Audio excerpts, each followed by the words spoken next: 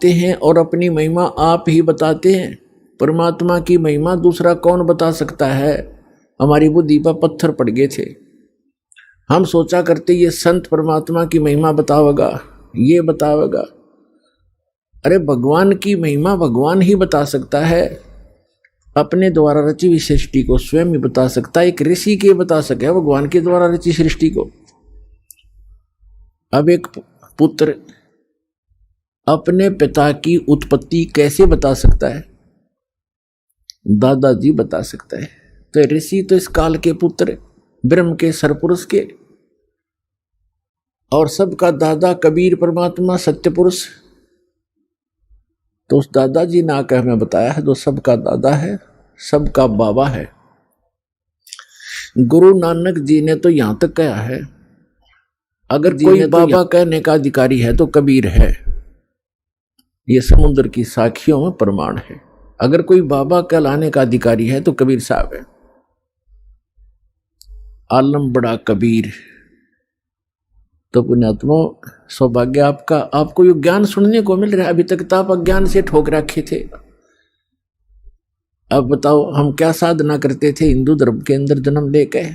इन काल के ऋषि, महर्षियों, आचार्यों और शंकराचार्यों द्वारा दिए गए ज्ञान के आधार से हम कौन सी पूजाएं किया करते थे, आप सभी को मालूम है।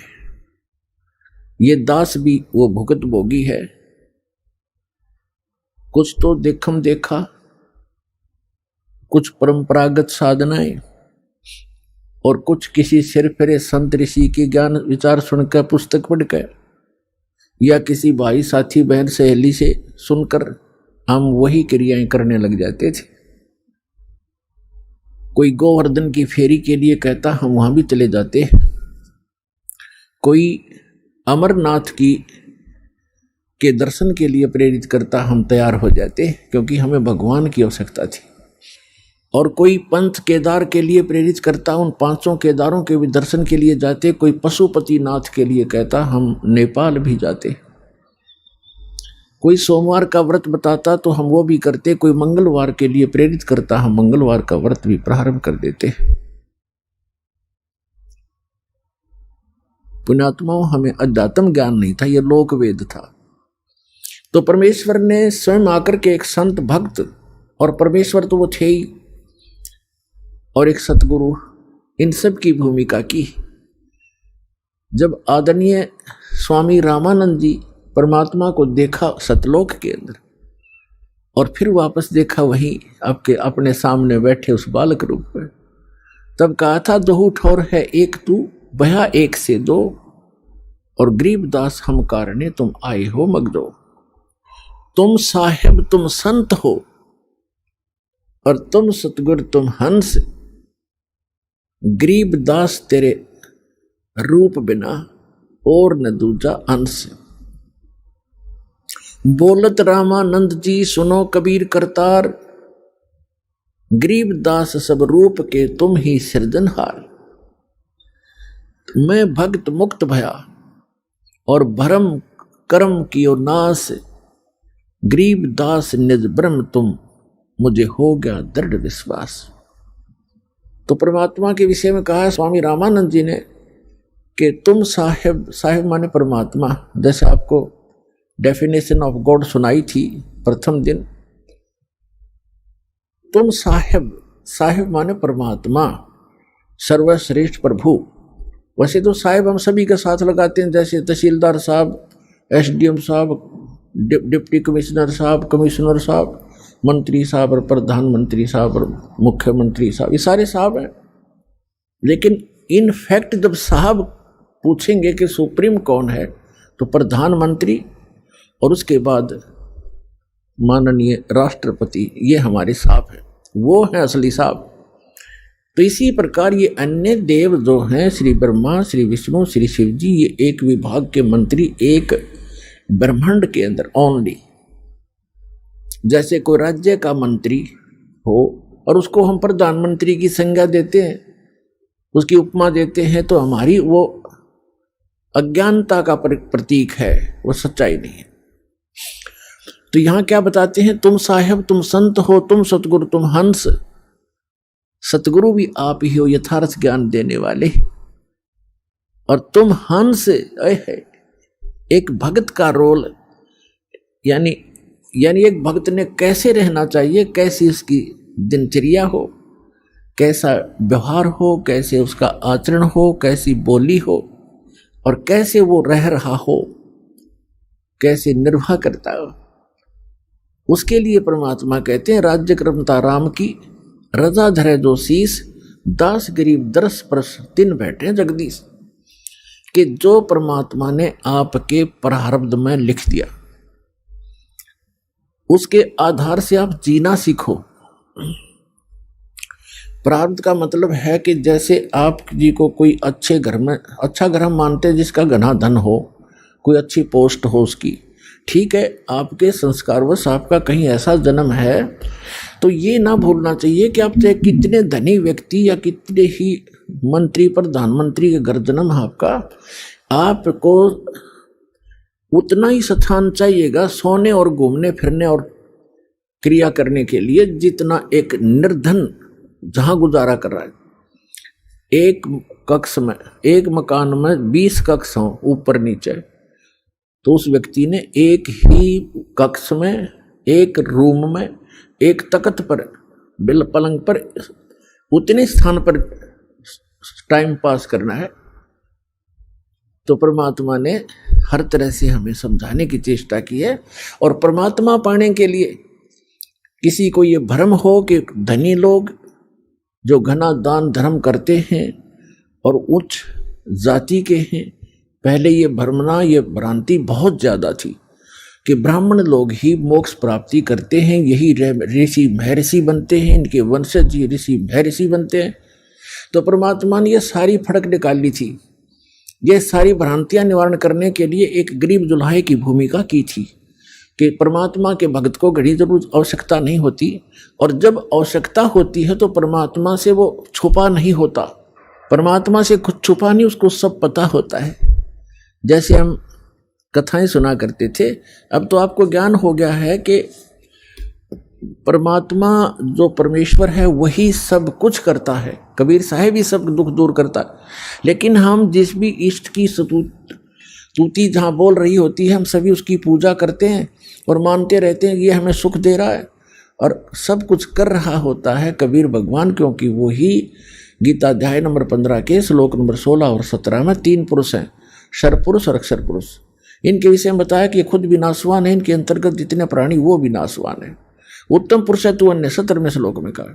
और ये लोग तरम अविश्य विवर्ती अवैश्वर है, वही सबका धारण पोषण करने वाला है, वो परम अक्षर ब्रह्म। इन दोनों से न्यारा सरपुरुष तो ये ब्रह्म है जो गीता का ज्ञान देता श्री कृष्ण में प्रवेश करके, और अक्षर पुरुष ये सरपुरुष जो है इसको सरब्रह्म भी कहते हैं, ज्योति निर्जन काल भी कहते हैं। ये केवल 21 ब्रह्मांड का स्वामी है।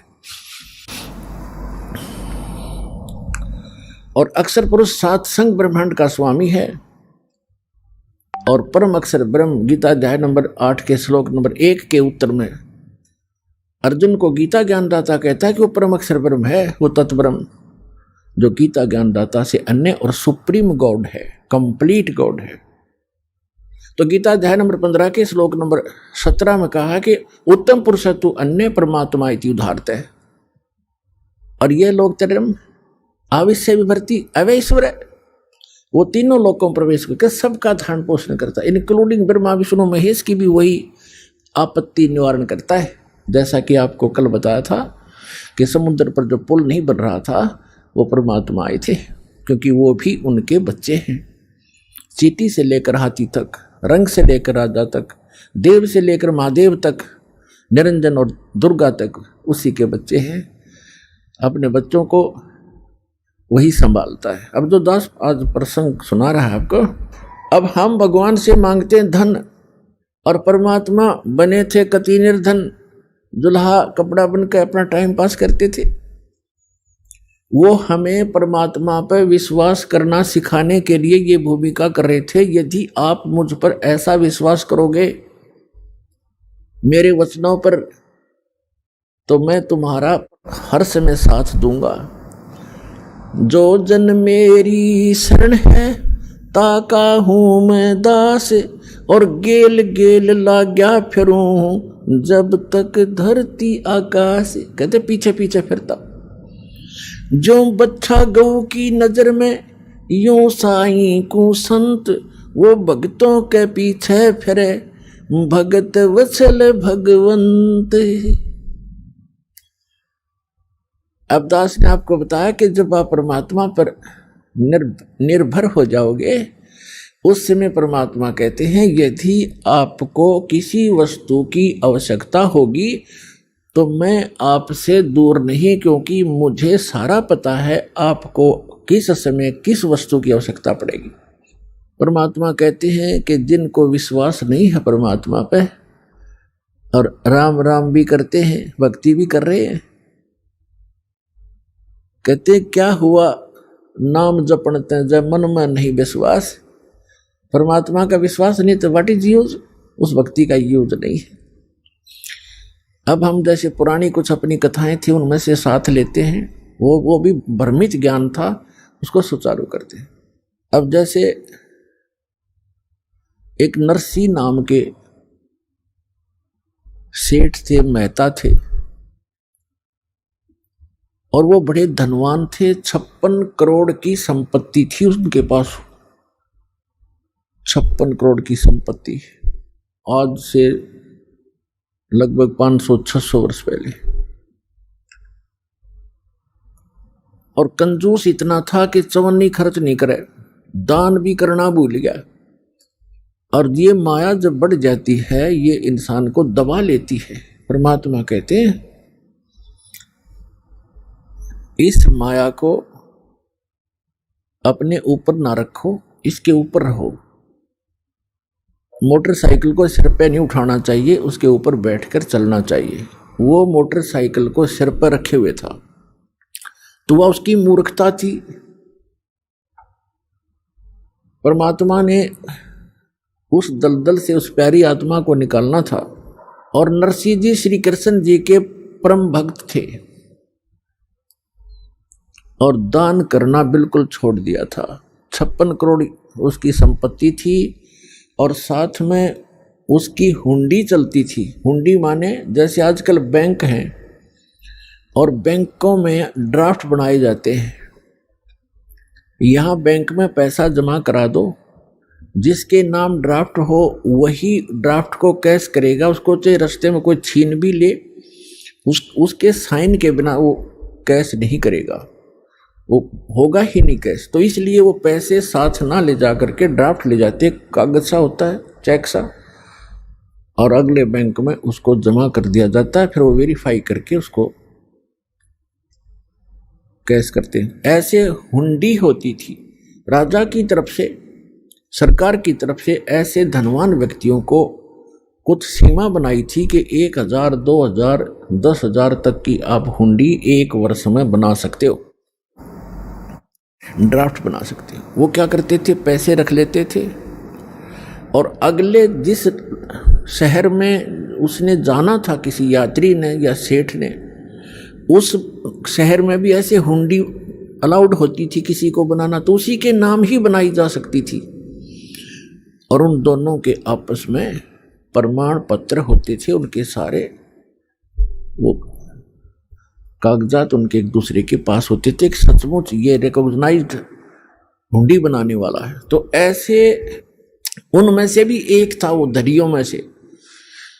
उसकी धर्मपत्नी कुछ धार्मिक ज्यादा थी। उसने कहा कि सभी व्यक्ति नगर गांव के गंगा स्नान करने जा रहे हैं, गंगा घाट पे, मुझे भी चलना है, मैंने भी जाना है, कुछ पैसे दे दो। वो कहने लगा पैसे का क्या करेगी, चल मैं भी साथ चलता हूं। उसने सोचा यह घना खर्च करेगी, मैं थोड़े में काम चला दूंगा। पैदल ले गया वहां से लेकर गंगा घाट तक। और जब स्नान करने लगे वहां ब्राह्मण विपर आ जाते हैं और कहते हैं कि स्नान करने वाले पहले कुछ दान दे तब तुम्हारा स्नान लगेगा। अब ऐसे उसके पास भी आगे परमात्मा खुद एक विपर रूप बना के और कहा सेठ जी दान करो, कुछ दान करो तब आपका स्नान लगेगा, वैसे स्नान से क्या फायदा। तो वो कहने लगा जी दान हम ना लाए, खर्चे जोगे पैसे लाए हैं, दान हम फिर करेंगे, पैसा भूल आए हम। उसकी पत्नी कहने लगी दे दे कुछ थोड़ा बहुत ब्राह्मण को, ऐसा क्यों जुल्म कर रहा है तू। कहने लगा चुप रह तू, घड़ी ना बोल रहा है, चुप। नान लग गया। पंडित जी ने फिर कहा कि भाई नरा पानी में गोते मारने तो बात ना बना, कुछ धन का दान कर सेठ जी। उन्होंने सोचा ये ज्यादा बेइज्जती करे है, कहने लगा 1% दूंगा, 1%। चलो दे दे जो तेरी इच्छा है। कहने लगा यहाँ ना दूं, मैं थोड़ी लाया हूं पैसे, घर आ जाना, नरसी मेरा नाम है, और वैसे ऐसे मेरा फलाना गांव है जूनागढ़ जैसे, और वहां जाना, सब जानते हैं मुझे। बोला जी ठीक है चल, प्रॉमिस पक्का है? पक्का पक्का। बोला ठीक है। अब वो स्नान ना धो के आगे घर पे। अब उन्होंने तो जाकर गठड़ी रखी थी घर में, यात्रा से पीछे से परमात्मा पहुंच गए विपर रूप न्यू के न्यू। दरवाजा खटखटाया, नौकर आया। हाँ जी बोलो ब्राह्मण, बोलो महात्मा जी क्या बात है। कि भाई सेठ जी से कहिए, सेठ जी से कहना मेरा एक दान स्वीकार करके आया था वो, और कहना वो ब्राह्मण अपना दान दक्षिणा लेने आया है, कृपा दे में फिर जाना है।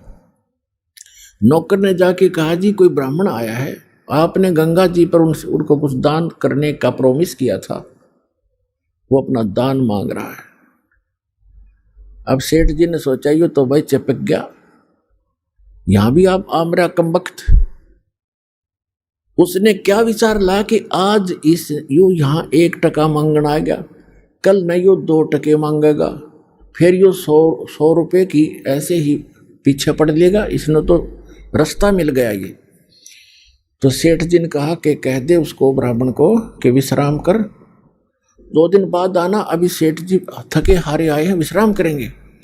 नौकर ने ऐसा ही कह दिया। ब्राह्मण रूप में परमात्मा ने कहा ठीक है भाई, परसों ले जाऊंगा मैं और यहीं विश्राम करता हूं, इसके बाग में लेट जाता हूं। सेठ का बाग था, उसमें खावा फल फ्रूट बिछा गए, चद्दर लेट गए भगवान। अब सेठ जी को बताया गया, सेठ जी ने पूछा गया वो? अगर नहीं जी वो तो सामने लेट गया, बाग में लेटा हुआ है।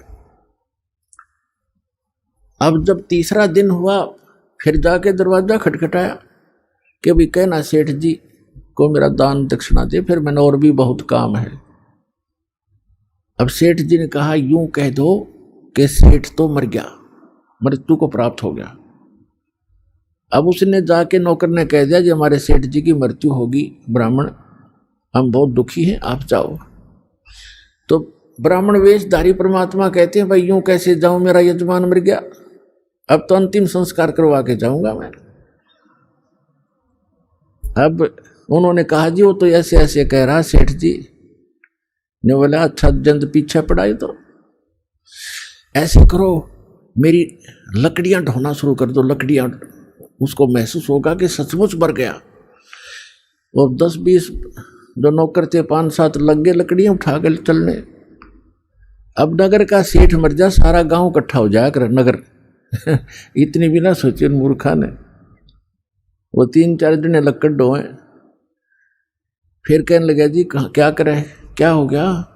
कि वो तो यहीं खड़ा है, भी कोई बात ना, अंतिम संस्कार हो लेगा तभी जाऊंगा। कहा मेरी अर्थी उठाओ, मेरे लिए उठा लो, मुझे रख कर जैसे मुर्दे को ले चलते। वो लेकर चल पड़े। भगवान ने भी उठा लिया किक्कर की लकड़ी इतनी मोटी, और कंधे पर रख ली। चल भाई अपने सेठ को लकड़ी तो दे के जाऊंगा। अब चिता पे रख लिया, आग लगाने की को कहा था कि मत लाइयो, उन्हें ये तो कह दिया था कि नहीं मत लगा देना, कदे गलती कर दो। तो परमात्मा बोले भाई सेठ जी तू जीता मैं आ रहा, रकम वक्त मरे तो मत, आत्महत्या तो ना करे, 1% के पीछे, चल मैंने माफ कर दिया तेरा टका, मैं जा रहा हूँ। बोला सचमुच? कहा सचमुच। तब उठा सेठ जी उस चिता पड़ते हैं, सारी लकड़ी उठवा ली, कहते सारी उठाओ वापस, इतना भी मत छोड़ना यहाँ पर। और पुण्यात्मा ये स्वाभाविक है, जब माया जिसके पास घनी हो जाती है या ऊपर बैठ जाती है और इतना कंजूस हो जाता है वो व्यक्ति उसको कुछ भी आभास नहीं रहता, ऐसा नशा बन जाता है। अब सेठ जी ने सोचा बन गई बात, कटी टंटा गया और निकम्मा। अगले दिन गया सैर सपट्टे को घूमने को, दूर तक, क्यों कई दिन का कमरा घर में बंद था, जंगल में घूमने गया सुबह सुबह। परमात्मा उससे पहले आ गया वापस, उसके वापस आने से पहले स्वयं आ गए नरसी रूप बना के एज इट इज, और नौकरों से कहा कि वो व्यक्ति जो 3 दिन से मुझे परेशान कर रहा था ब्राह्मण, आज वो मेरा रूप बना का होगा, और उसको धमका देना और बकवाद करे तो डंडे लगा देना, गणा नहीं 1-2 छोटा लगा देना, और कह देना तू बहुरूपिया है, हमारे सेठ को ठगना चाहता है, हम सब जानते हैं तुझे। तो जो ही वो परमात्मा तो बैठ गए नरसी बन के गद्दी पे, नरसी आया सैर सपट्टे करता, नौकर खड़े थे, चारों ने पता था ये तो सचमुच आ गया। उन्हें कह रहा हो बहुरूपिया वही खड़ा हो जा, अंदर मत आ जाइए। और वो उनका नाम ले ले कहता है अरे करोड़ी मिले हैं, तो स्वामी को धमकाता है कि हमने सब पता, तू जैसा स्वामी है वहीं खड़ा हो जाना, तेरे डंडे मार देंगे, आज आदेश हो गया है, तूने बहुत दुखी कर लिया हमारा सेठ तो अंदर बैठा है। अब उसके पैरों तले की धरती खिसक गई, सेठ जी का आज तक कर दिया काम इसने, अब ये एक नहीं सुने मेरी। अब उसने क्या किया, किसी वकील एडवोकेट का सहारा लिया और कोर्ट में केस कर दिया कि एक नकली नरसी बनकर मेरी संपत्ति हड़पना चाहता है। तत्कालीन उनको सम्मन हुए और नरसी बुला लिया, परमात्मा को वहीं तुरंत बुला लिया गया, सारी बही बोही कब्जे में कर ली गई। अब सामने गवाही हुई, जब जज ने पूछा कि भाई जो ओरिजिनल बतावा था अपने आप को, जो ओरिजिनल था, उससे पूछा कि इस बही में कोई ऐसा प्रमाण बोल पढ़ के सुन, वो हमें बता जो हम इसमें वेरीफाई करें कि तो सचमुच नरसी है, मालिक है। उसने बता दिया, 2-4 बातें याद थी, ऐसे ऐसे लड़की का विवाह किया था, उसमें इतना दान किया था, ऐसे लिखा है इसमें, एक समय ऐसा हुआ था, 2-4 बातें याद थी, घनी नहीं थी। फिर वो दूसरे परमात्मा से पूछा कि भी बोलो आप।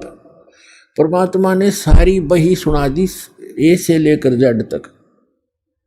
अब वो ओरिजिनल नरसी तो डुप्लीकेट सिद्ध कर दिया कोर्ट ने, और परमात्मा ओरिजिनल नरसी कर दिया।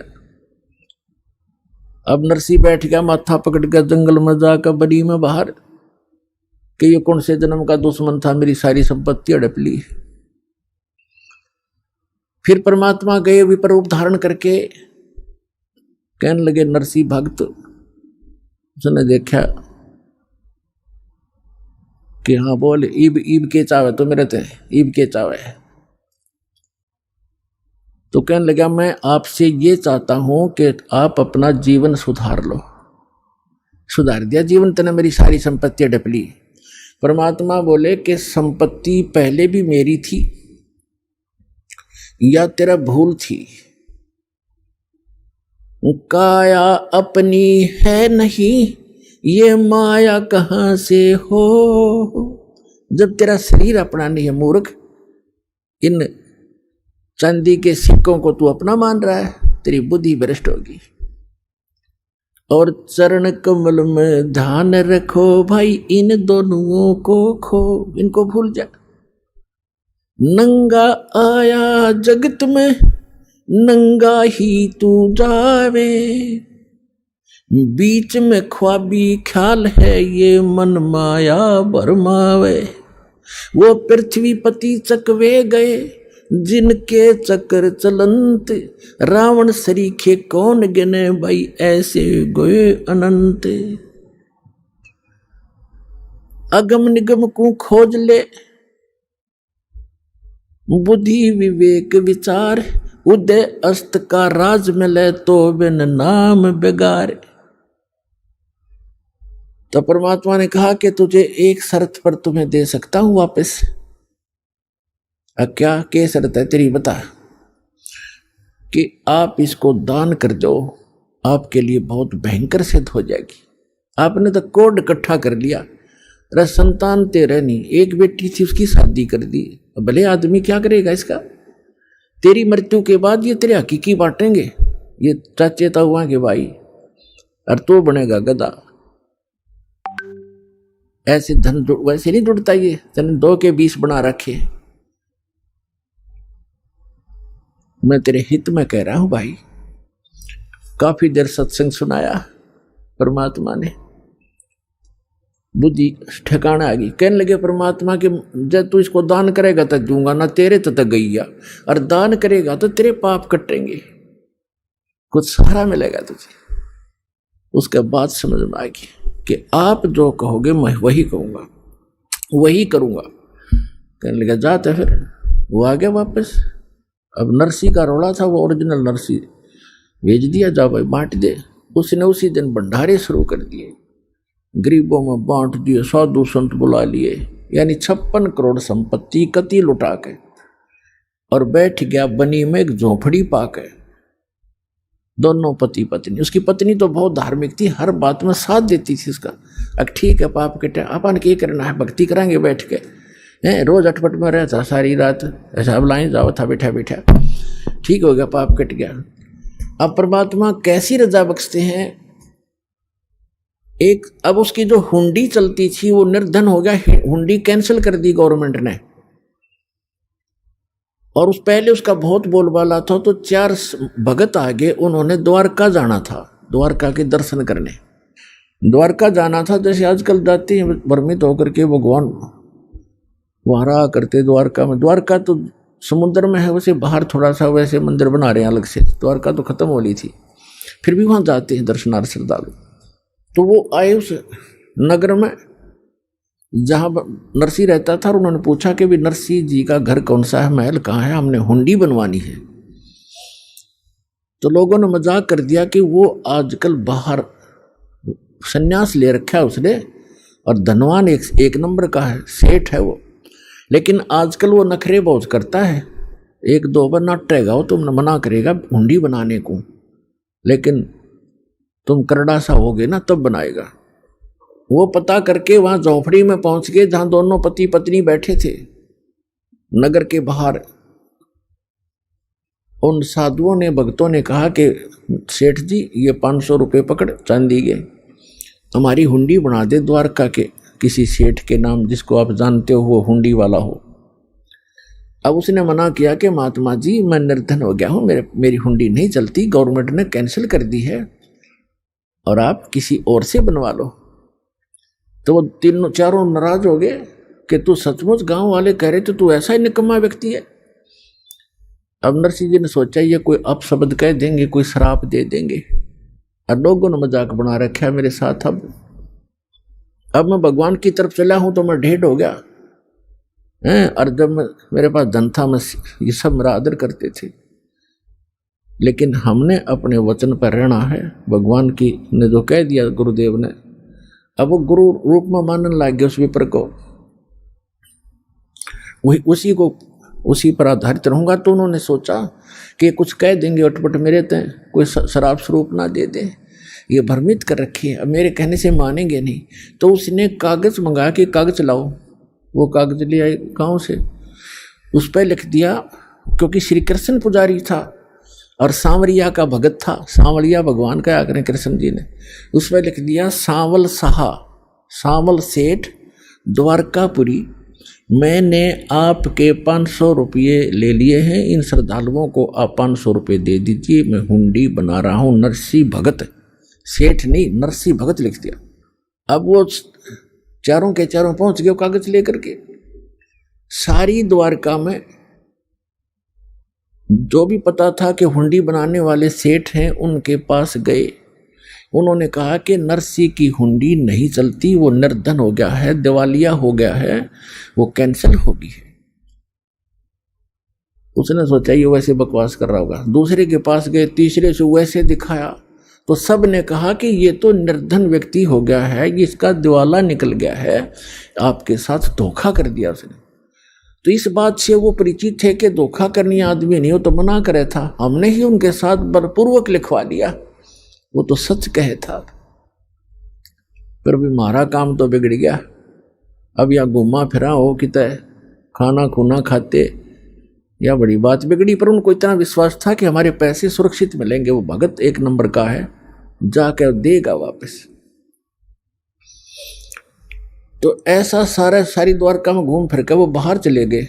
किसी ने, सबने यही बताया, बाहर समुद्र के किनारे बैठ गए एक साइड में वृक्ष के नीचे, और बहुत ही चिंतित थे। अब केवनी भाई, उधर से नरसिंह जी ने क्या किया, वो 500 रुपये का खाने पीने की सामग्री मंगा के, आज तो 5 लाख के करीब है वो 500 रुपये, और मंगवा कर सारा चावल, घी, दूध, खीर बना के, लड्डू जलेबी बना के उनका भंडारा कर दिया, साधु संत बुला के, रोटी राटी बना के। अब क्या हुआ कि नरसिंह जी ने देखा, भगवान से अर्ज लगाई, ध्यान मग्न हुए कि परमात्मा पहुंचे कि नहीं हुंडी लेकर साधुओं के पास। तो उन्हें क्या देखा, साधु ऐसे ही बैठे हैं, पहुंचे नहीं भगवान, और बहुत पश्चाताप कर रहे हैं, दुखी हो रहे हैं। तब उसने, नरसिंह ने अपनी पत्नी से पूछा कि जो 500 रुपये थे साधुओं के, उसमें से जो सामान मंगाया था कुछ बचा है क्या घर पे? उसने बताया कि जो रोटी बनाने के लिए सूखा आटा अलग रखते हैं, हमारे यहाँ पलोथन कहते हैं उसको, पलोथन, और उसमें लोई को लगाकर फिर ऐसे पोते थे, ऐसे रोटी बनाते थे, वो हाथ के ना चपता आटा, इसलिए वो थोड़ा सा आटा सफेद रह गया था, तो उसको पलोथन कहते हैं। नरसिंह की पत्नी ने देखा, उसने बताया कि ये थोड़ा सा आटा बचा है जो मैंने पलोथन के लिए रखा था, रोटी पोते समय ऐसे हाथ लगाया करती थी। नरसिंह जी ने कहा कि इसका पानी का हाथ लगा के इन चारों की रोटी बना दे।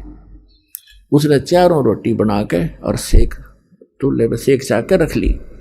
इतने में परमात्मा पहुंच गए एक साथ दूर रूप बना के, और कहने लगे, भाई भगत भूख लगी है और कुछ भोजन दे।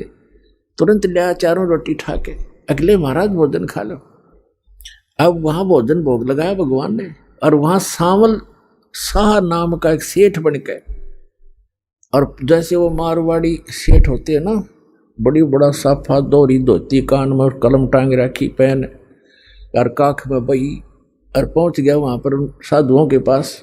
और परमात्मा ने कहा कि अक्षमा करना महात्माओं, कुछ आने में देरी होगी मुझे, मैं सांवल शाह हूँ, सांवरिया सेठ हूँ, और नरसिंह जी ने जो हुंडी भेजी थी, आप मुझे वो कागज दो। वो कागज दिया और कहा, आ जाओ, तुम्हें ये पैसे दूंगा। चांदी के सिक्के चला करते। वहां उस द्वारका के मेन बाजार में चौराहे पर कहा, यहाँ चद्दर बिछा लो। जो मजाक करे थे ना वो द्वारका के सेठ, उस भगत की मजाक करे थे, भगत का खिल्ली उड़ा रहे थे, उनका मुंह बंद करने के लिए चौपड़ के उस द्वारका के बाजार के चौराहे पर कहा कि यहाँ चद्दर बिछाओ, और अपना पूरा बैग ले रहे भर के गठड़ी वह धर ली, और वहां करें, सुन ले भाई महात्माओं, 1 2 3 आवाज लगा लगा के गिने और खड़का करें, अक्सर चारों तरफ लग गए, देखने सेठ इकट्ठे हो गए। 500 रुपये गिन दिए चांदी के, कति काचे काचे नए नए, बिल्कुल जैसे आज ही बनकर आए हों, और कहा, भाई नरसिंह जी को कह दिया उसका दास हाजिर रहेगा, चाहे करोड़ हुंडी दे दे, दास आगे खड़ा पाओगा।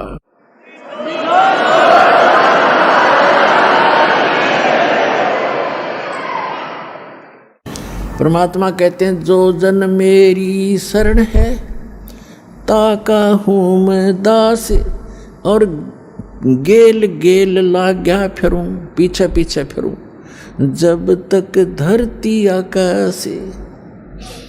जो बच्चा गऊ की नजर में यूं साईं को संत, भक्तों के पीछे फिरे वो भक्त वत्सल भगवंत।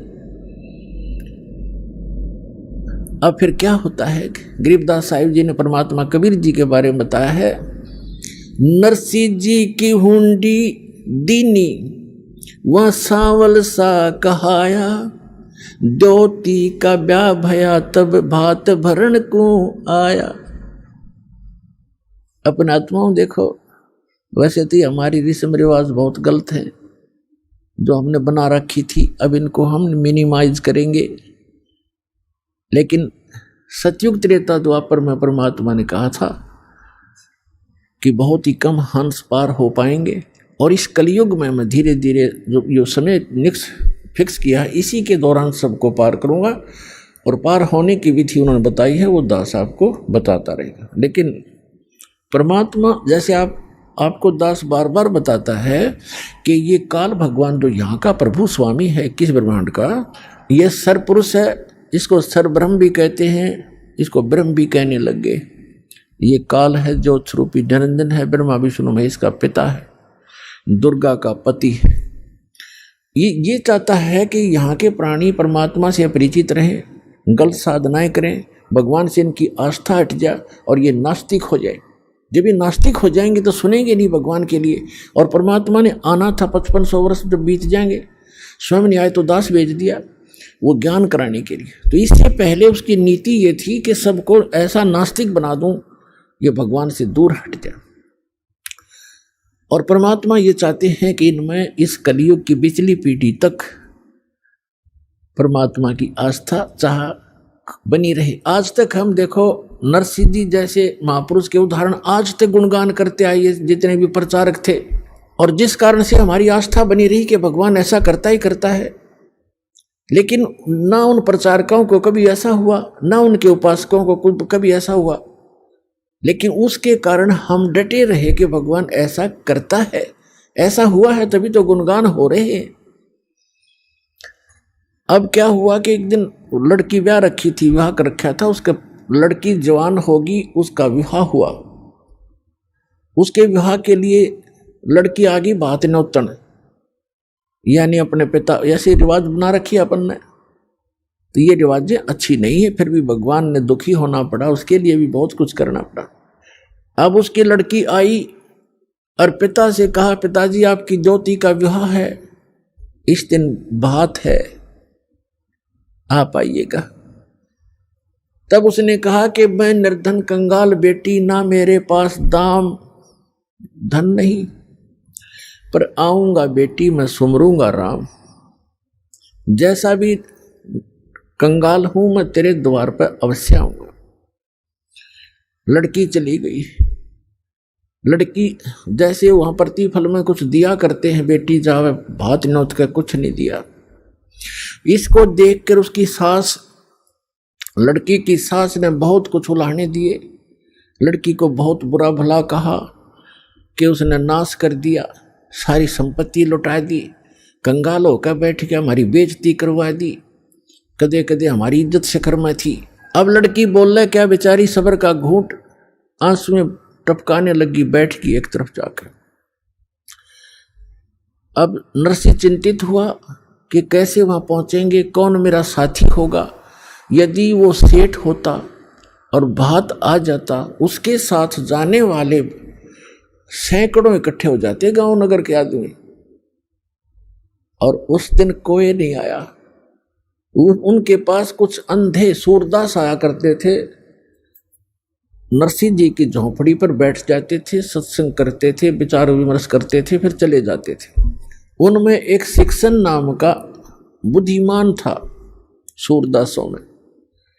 उसने कहा कि आज नरसिंह तेरी बात में कसक नहीं, तेरी आवाज में कोई चिंता टेंशन बन गई। उसने बताई कि ऐसे ऐसे लड़की आई थी और ज्योति का भात आ गया है और ये चिंता बन गई मैंने। सूरदास अंधे ने कहा कि भाई भगवान पर भरोसा रख, दिल ना तोड़े, हम चलेंगे तेरे साथ। ने बोला नगर का कोई साथ नहीं हो सकता। कहने लगे हम चलेंगे सारे के, वो 16 जने थे गिनती में। बोले हम चलेंगे तेरे साथ, चिंता ना करे, कोई बात नहीं, देखी जाएगी जो भगवान उड़े इज्जत होते बेइज्जती पर बेटी के द्वार पर खड़े जरूर होंगे चल के। तो वहाँ सफ़र करने के लिए पहले बैलगाड़ियाँ थी, अब बैलगाड़ी उसके पास नहीं, गांव से मांग कर लाया। किसी ने बैल ऐसा दे दिया जो घर से मांगी वस्तुधारी ऐसे देते थे जो घर से रिजेक्टेड सी हो। किसी से एक बैल मांग गया, किसी से दूसरा, उन्होंने ऐसे दे दिए काम चलाऊ से, निकम्मे से बैल। और बैलगाड़ी थी खराब सी, वह कह दी ले जा सेठिया। अब सेठ ने वही बैल दोनों जोड़ के वह गाड़ी ले ली, बैलगाड़ी। 16 सूरदास उसमें बैठ के वह उसके मित्र। अब गाड़ी चले नहीं, क्योंकि ना तो बैल ढंग से चले, ना उसने चलाने आवे, ड्राइवर कदे रहा नहीं बैलों का, और गाड़ी ऐसे लचर पचर करती हुई चल रही है धीरे धीरे। अब उस स्पीड से वो 10 दिन भी नहीं पहुंच सकते थे, और वह था तीसरे दिन। अब वो श्री कृष्ण के पुजारी थे, सूरदास भी और साथ में नरसिंह जी भी श्री कृष्ण जी की अर्ध लगाते जा रहे थे। वो परमात्मा स्वयं आगे एक कारीगर का रूप बना के और उनसे कहने लगे कि भाई नरसिंह सेठ, मैंने भी उस गांव में जाना है, जिस गांव में उन्होंने जाना था उससे एक गांव पहले का नाम बता दिया।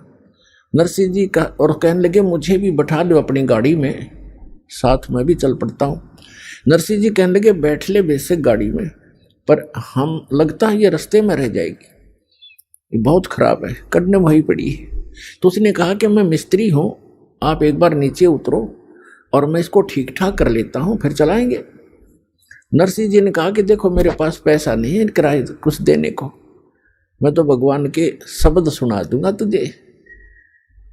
तो कारीगर रूप में भगवान बोले कोई बात ना, मैं कुछ नहीं लूंगा आपसे, मैं आपके साथ बैठकर भी तो चलूंगा। अच्छा फिर ठीक है। तो पुण्यात्माओं, जितने आज तक ये प्रचारक हुए हैं, ये जितने आज तक प्रचारक हुए हैं, उन्होंने श्री कृष्ण जी को सुप्रीम पावर मान के और नरसिंह जी को उसका भगत जान के उनको एक महिमा का शब्द बना रखा है, वो सुनाता हूं आपको। लेकिन सच्चाई जो है वो दास आपको बताएगा। अब उन्होंने कैसे बताया है, अपनी देसी लैंग्वेज में, हरियाणवी लैंग्वेज में बना रखा है।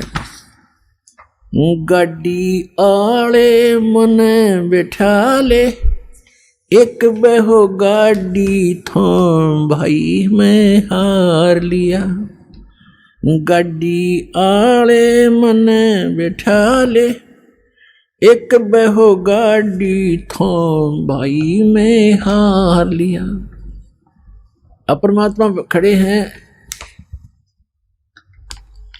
एक कारीगर के रूप में, सारे इंस्ट्रूमेंट औजार ले रखे, उपकरण आरी भी ऐसे काटने पीटने की बसोली सारे ले रखे हैं। और क्या कहते हैं, गाड़ी आले मने बैठा ले, एक बहो गाड़ी थाम भाई मैं हार लिया। अब गाड़ी चले नहीं, क्योंकि ना तो बैल ढंग से चले, ना उसने चलाने आवे, ड्राइवर कदे रहा नहीं बैलों का, और गाड़ी ऐसे लचर पचर करती हुई चल रही है धीरे धीरे। अब उस स्पीड से वो 10 दिन भी नहीं पहुंच सकते थे, और वह था तीसरे दिन। अब वो श्री कृष्ण के पुजारी थे, सूरदास भी और साथ में नरसिंह जी भी श्री कृष्ण जी की अर्ध लगाते जा रहे थे। वो परमात्मा स्वयं आगे एक कारीगर का रूप बना के और उनसे कहने लगे कि भाई नरसिंह सेठ, मैंने भी उस गांव में जाना है, जिस गांव में उन्होंने जाना था उससे एक गांव पहले का नाम बता दिया। नरसिंह जी का और कहने लगे मुझे भी बैठा लो अपनी गाड़ी में, साथ में भी चल पड़ता हूँ। नरसिंह जी कहने लगे बैठ ले बेशक गाड़ी में, पर हम लगता है ये रास्ते में रह जाएगी, ये बहुत खराब है, करने वही पड़ी है। तो उसने कहा कि मैं मिस्त्री हूँ, आप एक बार नीचे उतरो और मैं इसको ठीक ठाक कर लेता हूँ, फिर चलाएंगे। नरसिंह जी ने कहा कि देखो मेरे पास पैसा नहीं है किराए कुछ देने को, मैं तो भगवान के शब्द सुना दूंगा तुझे। तो कारीगर रूप में भगवान बोले कोई बात ना, मैं कुछ नहीं लूंगा आपसे, मैं आपके साथ बैठकर भी तो चलूंगा। अच्छा फिर ठीक है। तो पुण्यात्माओं, जितने आज तक ये प्रचारक हुए हैं, ये जितने आज तक प्रचारक हुए हैं, उन्होंने श्री कृष्ण जी को सुप्रीम पावर मान के और नरसिंह जी को उसका भगत जान के उनको एक महिमा का शब्द बना रखा है, वो सुनाता हूं आपको। लेकिन सच्चाई जो है वो दास आपको बताएगा। अब उन्होंने कैसे बताया है, अपनी देसी लैंग्वेज में, हरियाणवी लैंग्वेज में बना रखा है। गाड़ी आले मने बैठा ले, एक बहो गाड़ी थों भाई मैं हार लिया। गाड़ी आले मने बैठा ले, एक बहो गाड़ी थों भाई मैं हार लिया। अब परमात्मा खड़े हैं एक कारीगर के रूप में, सारे इंस्ट्रूमेंट औजार ले रखे, उपकरण आरी भी ऐसे काटने पीटने की बसोली सारे ले रखे हैं। और क्या कहते हैं, गाड़ी आले मने बैठा ले, एक बहो गाड़ी थाम भाई मैं हार लिया। नरसी जी जब न्यो बोले, या गाड़ी मेरी पुरानी है, प्रभु जी फिर न्यो बोले, भाई के मेरे त छानी है। प्रभु जी फिर न्यो बोले, क्या मेरे त छानी है। नाम कृष्ण नाम जात का खाती, ये जानू सारा काम भाई मैं हार लिया। गाड़ी आले मने बैठा ले, एक बहो गाड़ी थाम भाई मैं हार लिया। प्रभु जी फिर लगे समारण, लई हाथ में आरी जी। नरसी जी की वा टूटी गाड़ी, अरने आप समारी जी। प्रभु जी जब लगे संवारण, लई हाथ में आरी जी। नरसी जी की वा टूटी गाड़ी, अरने आप समारी जी। नरसी बोला मैं शब्द सुना दूं, ना देने को दाम भाई मैं हार लिया। गाड़ी वाले मने बैठा ले, एक बहो गाड़ी थाम भाई मैं हार लिया। 16 सूरदास बैठे गाड़ी में, रटे राम की माला जी। 16 सूरदास बैठे गाड़ी में, वो रटे राम की माला जी। पवन समान गाड़ी चाली, जब भगवान बने गढ़वाला जी। पवन समान गाड़ी चाली, जब भगवान बने गढ़वाला जी। भक्तों का रखवाला जी, वो आपे पूर्ण राम भाई मैं हार लिया। गाड़ी आले मने बैठा ले, एक बहो गाड़ी थाम भाई मैं हार लिया। बैलों ऊपर हाथ फेर दिया, बल बैलों में आया जी। बैलों ऊपर हाथ फेर दिया, बल बैलों में आया जी। कई रोज का पंथ विकट था, पल माहे पहुंचाया जी। कई रोज का पंथ विकट था, पल माहे पहुंचाया जी। वो प्रभु खाती चला गया भाई, कर संतों प्रणाम भाई मैं हार लिया। गाड़ी आड़े मने बिठा ले, एक बहो गाड़ी थाम भाई मैं हार लिया। कृष्ण तो रथवान बने, ये कबीर बने रखवाला जी। कृष्ण तो रथवान बने, कबीर बने रखवाला जी। जो सतगुरु के शरणा आगे, वो भगत जीत गए पाला जी। जो सतगुरु की शरण आगे, वो भगत जीत गए पाला जी। संत करे नहीं टाला जी, परमेश्वर करे नहीं टाला जी। वो सारे सबके काम भाई मैं हार लिया। गाड़ी आले मने बैठा ले, एक बहो गाड़ी थाम भाई मैं हार लिया। इन कथाओं से हमने शिक्षा लेनी है, क्योंकि पहले तो हम बालक थे। हमने कोई कह देता कि ये आसमान बहुत निकट था, दादी अम्मा ने एक सितारा तोड़कर और ऐसे ऐसे कर दिया इसलिए दूर भाग गया, तो हम सारी मान लेते थे ऐसे होगा। अब हम ये बातें नहीं सुनेंगे किसी की कि श्री कृष्ण जी ने ऐसा कर दिया, फलाने ने ऐसा कर दिया।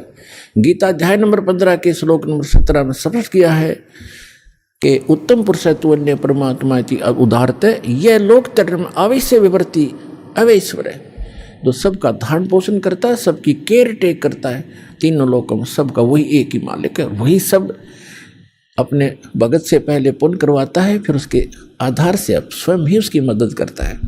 तो कहने का बात यह है कि नरसिंह जी जब न्यो बोले, नरसिंह जी ने कहा कि गाड़ी मेरी पुरानी है, कंडम है, ये चल नहीं पा रही है, तो परमात्मा ने कहा ये क्या मेरे तो छानी है,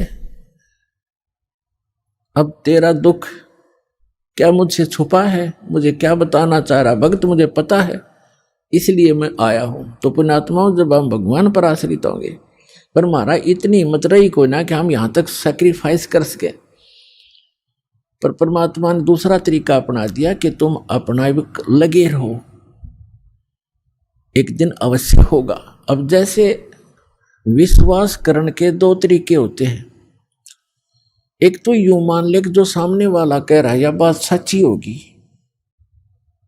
और नहीं फिर उसके बताए अनुसार कुछ करके प्रैक्टिकल देख ले तो वो भी बात फिर वह सच्चाई तो ऊपर आएगी। जैसे एक किसान था और एक सेठ के पास अपनी फसल बेचकर आता था मंडी में, और उसका आड़ती था पक्का और नहीं जाता था कहीं पर।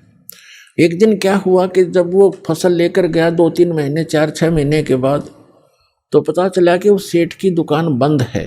पूछने से कारण का पता चला कि उसका दिवाला निकल गया, वो अब आड़ती नहीं रहा, तो उसका मित्र भी हो गया था वो बहुत अच्छा। अब उसके पास गया, उसके कुछ पैसे भी देने थे, वो कुछ उधार ले जाता था उससे सेठ, वो किसान। उसके घर गया सेठ के, उससे पूछा सेठ जी क्या बनेगी कि भाई बहुत बुरा हाल हो गया, मेरा तो घाटा लग गया एक बिजनेस में बहुत गना, और मेरा दिवाला निकल गया, रोजी रोटी को भी दूभर हो गए, कुछ रास्ता बता मेरे को मित्र। अब किसान को तो अपने ही प्रोसेस का पता था, प्रोसीजर का। कहने लगा भी मैं तो अपना खेती बाड़ी के बारे में बता सकता हूँ और तेरी मदद कर दूंगा जितना मेरे से हो सकेगी। आप वहाँ खेती कर लो, हमारे गांव में चलो, आपको कुछ ठेके पर कुछ मैं अपनी ज़मीन बहुत है वैसे दे दूंगा, और आप उसमें बोलो, बीज भी उधारा दिवा दूंगा, उसको ज़मीन को बहाने वाले व्यक्तियों को भी रोक दूंगा, 2-4 महीने तेरे को पैसे नहीं लेंगे, और अपना कर लो आप फसल। उसने सोचा चल भाई ठीक है, जब ये इतना साथ दे रहा तो वो चला गया किसान के साथ। अब किसान ने बताया कि ये 10 एकड़ ज़मीन है, इसको पहले हल से बहा दे, इसका घास खत्म हो जाएगा। घास खड़ा था उसमें, तो उसने किसी किराए के हाली को लिया, उससे बहा दिया। अब कुछ दिनों के बाद उसमें फिर घास हो गया, तो किसान ने कहा कि इसको एक बार फिर बहा दे। उसको कई बार बहाना पड़ता है, अक्सर तरह कुछ ऐसे हैं। उसके बाद समय आने पर फिर उसमें वर्षा होगी, वर्षा होने से पर कहा कि अब इसमें बीज बो दे, गेहूं बो दे। उसने गेहूं बीज दिया या बाजरा बीज दिया। अब वो तो लाला जी था, रोजाना के 200 से 400 रुपये लेता था, गले में उठाता था। हर वहाँ चवन्नी नहीं आ रही, रोज खर्च ही खर्च हो रहा है, और डेली लिख रहा है।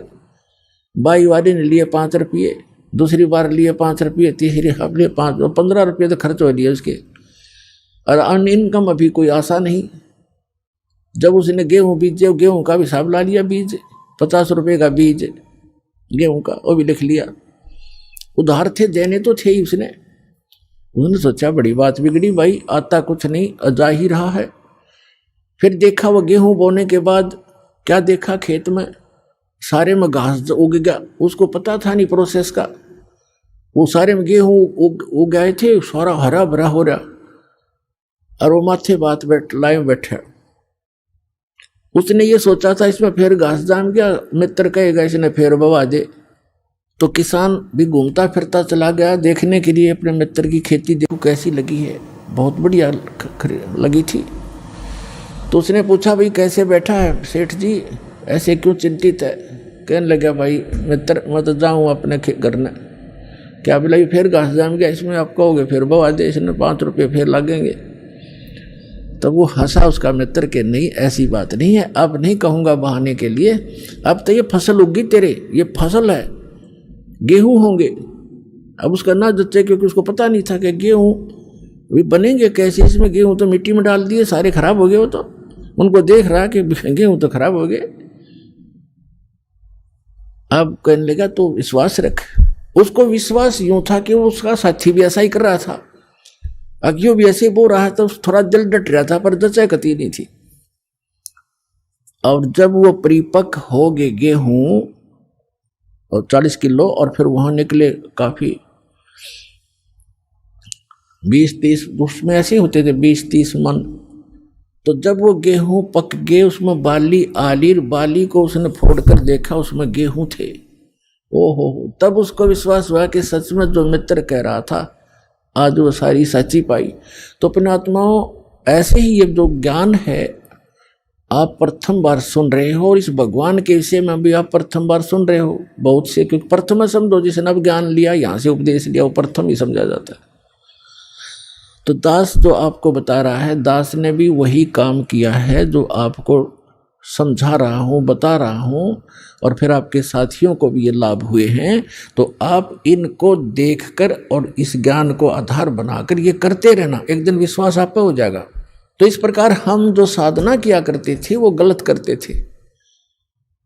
अब जैसे आजकल एक बहुत दुर्दांत घटना घटी हुई है, आत्मा रो रही है, उन अपने भाई बहनों की मृत्यु के ऊपर दुख हो रहा है। कबीर साहब कहा करते साच कहूं जग मारण धावे और झूठ कही ना जाई हो। और साच को ये मानते नहीं, झूठों जगपति आई हो। इन झूठों पर विश्वास किए बैठे इन आचार्यों और शंकराचार्यों, संतों, मंडलेश्वरों, नकली ऋषियों और मह ऋषियों और संतों और सदगुरुओं पर ये गलत ज्ञान दे रहे हैं, गलत साधना बता रहे हैं। कहते हैं तीर्थ व्रत करें तरबीता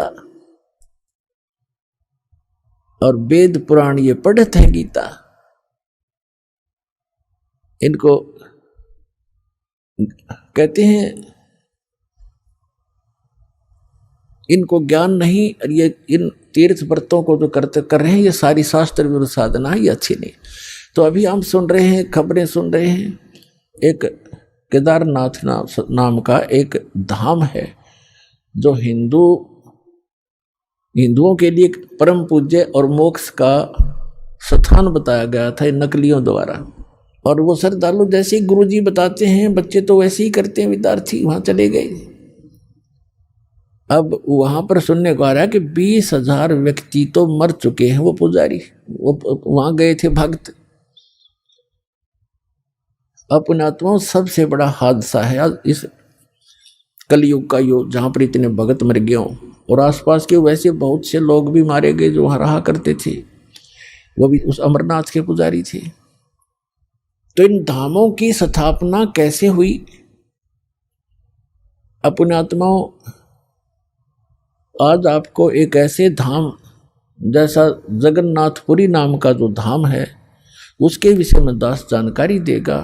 अमरनाथ के बारे में, अमरनाथ धाम के बारे में, वैष्णो देवी के धाम के बारे में, स्थान के बारे में, तीर्थ के बारे में, और भी अन्य बहुत से ये तीर्थ कैसे बने दास ने बहुत बार आपको समझाया है और उनको आपने सुना भी।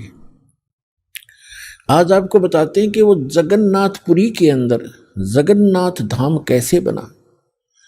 क्योंकि हमें लोकवेद सुना रखा था, सारी झूठी कथा सुना रखी थी, और वो परमात्मा स्वयं आकर सच्चाई बताते हैं और अपने ऊपर सारी आप ही समझाते हैं हमें, एक दास बन के अपने आप को एक भगत दिखा के।